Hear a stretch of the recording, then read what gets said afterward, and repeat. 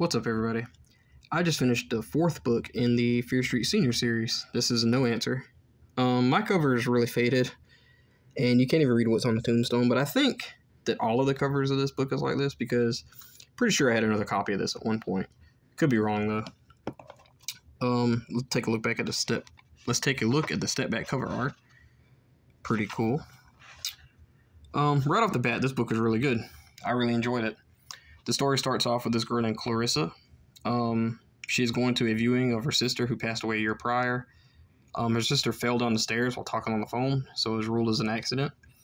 And her parents are proud because she's actually out visiting and stuff, and everything's going pretty good. They're very careful with her because I think that she found the body of her sister, and she basically had a nervous breakdown and got sent to this clinic and all this crazy stuff. We cut back to her. We learned that the family is adopting this kid, and this was in progress way before her sister passed away. And basically what's happening is Clarissa is stealing, or is getting Justine's old room. Justine is the sister who passed. And this kid that they're adopting is taking Clarissa's old room. So she immediately goes into the room, and when I tell you, I think that this book was ghostwritten by somebody else other than R.L. Stine. I think this could be the one. I've read 4 of these books so far, and all of them pretty well felt like Stine. This one didn't. There was multiple scenes in this book where it felt very different. And it could be just different, but I swear everything is a glaring resemblance of not Stine's work. So basically what happens is she's going through her stuff, and this ghost comes in, and it's the ghost of her sister. You know, she fell down the stairs, so she got a broke neck and all this stuff. And usually in books like this, it'd be like a prank or something, but, you know, like, who's going to prank her sister? Like, her sister died. Who's going to do a prank like that? That's nuts, you know? And so, yeah, this ghost comes in, and she starts pointing to this dresser, and she says, basically, like some warnings or something. And she says it's the answer's in there or whatever. And this ghost disappears when the parents come in. But before the parents can come in, Justine pulls out this dresser. And inside the dresser is this notebook. And on the back of the notebook is a letter or a flyer that is for this psychic lady named Renata. And yeah, so she's interested, you know what's going on. So her friends come over the next day, and they end up calling this psychic hotline, and they speak immediately to Justine. Justine is telling them that she didn't fall down the stairs, she was murdered. And the murder is coming after them, and one of them is going to die. So right off the bat, we already got like a good mystery going on. Further exploration of her sister's room leads her to look inside the closet, and there's these loose floorboards. She opens up the floorboards, and she finds, I'm trying to get this straight, she finds a license plate or driver's license with a different name, but with the same picture of Justine. She finds a knife, and she finds a diary. And inside this diary, Justine gives nicknames to everybody. She calls her sister Moon Girl, her ex-boyfriend named Edward, she calls him Hammerhead, and she calls this mysterious guy that she's talking to named Slash. And this knife has his name Slash across it. And we learned that Justine was into a lot of crazy stuff. Like, she stole cars, different things like that. Like, she was really bad, and she didn't come across that way to her friends. She seemed like a really just goody two-shoe girl. So basically we get stuff like this. We get Aaron into the mix, and Aaron is like this really weird kid. Immediately one of the greatest things that happened in this book was Aaron comes in, and we learned that Aaron lost his parents due to a robbery. This guy robbed their parents and threw his parents overboard into a river, and they drowned and died. And Aaron has been scared of water ever since. He's like 5. He's been scared of water ever since. And when he walks into Justine's room, he asks, who's this room for, or something like that. And she tells her, this is my sister's old room. And he asks, where's your sister at? And she doesn't want to tell him, her sister died. So she was like, my sister moved away, or went away or something. And he says, is she with my parents in heaven? And dude, I read that and I was like, oh man, this is okay. This is pretty freaky. This is pretty weird. So yeah, this book was really good. The climax of this book was great.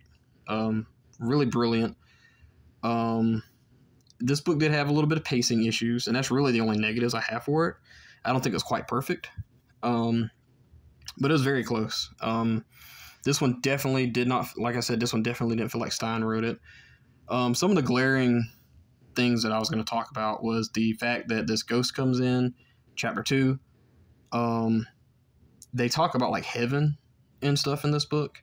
The little kid does, and I don't think R.L. Stein ever really says anything about religion in any of his books, which is pretty cool. You know, and yeah, there's different things like that. There's also this little minor thing that I saw where she's looking for her phone because the phone gets taken away when she finally talks to Justine and tells her parents about it and all this stuff. And they're looking for the key to this dresser thing. And usually, like, she was looking for it. I can't find it anywhere. And I knew it was going to be, like, under the bottom, like, taped up or something. I swear I read everywhere in Stein's books, there's, like, if they're looking for a key, it's taped up under something. They never found the key. It was just up on the side in the on top of this filing cabinet. You know, I was like, okay, that's weird. There's another thing where Stein does where if kids are running down the stairs or grown-ups or whatever, they take the stairs 2 at a time. Like, every single chase scene in a book that has to do with stairs, they take them 2 at a time. This one said that, but it didn't say, I can't remember exactly how they said it, but they said, like, she heard somebody take 2 steps at a time. Like, it wasn't the person doing it. So it was a little weird. Other than that, this book is really great. And I'm not saying that it was ghostwritten is a bad thing. It's just something that I noticed. The only negatives I had really, like I said, was the pacing. But that's kind of expected whenever this book comes out, like with a ghost on chapter 2. You can't keep, like, it going if your ghost comes out on chapter 2. Like, that's just impossible. Like, that, you know, there was no way around that, I don't think. Yeah. The ending got really dark. We found out who is doing this, and it was surprising. I didn't expect that to be the person. I will say right off the bat, one of the people in this book that I do not like the most, he's going to go down as one of my least favorite people in Fear Street history, probably, is the guy named Will. And the reason I don't like Will is because of one thing.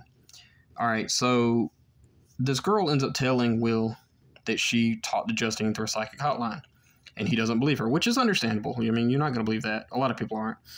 But he asked, because she said that I saw a ghost, he was like, is this some kind of prank?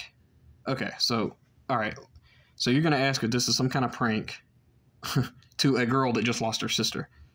That's so stupid. Like, no, you don't. That makes no sense. If it would have been any other circumstances, hell, no, I seen a ghost. You know, oh, is this a prank? That would have made sense. But not if it's her sister. That just ruled out anything. He was also a little cringy and kind of boring. But yeah, this book did have some cringy characters, which is well in Fear Street. But I'm not really happy, but in these books, I've noticed, because I've peeked in some of the other ones, and they have like a yearbook thing at the beginning of it, where they have like little quotes and stuff. And I know later on in the series, they have little X's across the people that end up, you know, dying in these books. And I'm happy to say that, you know, we do got a little bit of a body count going on here. And the only reason I say that's good is because these characters are like, you've seen some of my previous reviews, they're so one-dimensional, and they're so, like, I can't tell you what this person did or what that person done. I can kind of tell you who dated who, but that's about it. And I'm glad they're kind of narrowing some people down. That way we don't have so many. This one didn't have that many. It just had like 3 characters in the book at the most, like, other than the kid, and the kid's not in it that much. Not like in too deep where the kid was in there a good majority of it. This one done a good job of the creepy kid factor though too. With that thing that he said about his parents was really, really weird. And yeah. But yeah, that's Fear Street Seinors No Answer. That's really all I'm going to say about it too much. You should go in this pretty blind reading it. This book is really good. I gave it a 4 out of 5 stars. I think it was really, really above average. I don't think it was quite perfect, but The writing was a little different. I'm willing to bet, again, this was ghostwritten, but again, I could be wrong. Yeah, No Answer is really good. One of the better ones in the series so far. Next up in the series is, I think, Last Chance. One thing I will say, too, that did disappoint me before I go is this book didn't... this book took place in October. There's no, mention of, jack-o'-lanterns, And that's kind of what I was hoping for when I was reading the series, because it takes place in each month. The first one starts off, July or something, and then it's August, and the last one was September, I think. And so this one was October. If this next one is November, maybe we'll see some turkeys or something. I don't know. But yeah, No Answer gets 4 out of 5 stars for me. If you guys read this, please let me know in the comments. Would you rate it? What'd you think about it? Yeah, so that's it for me. Bye.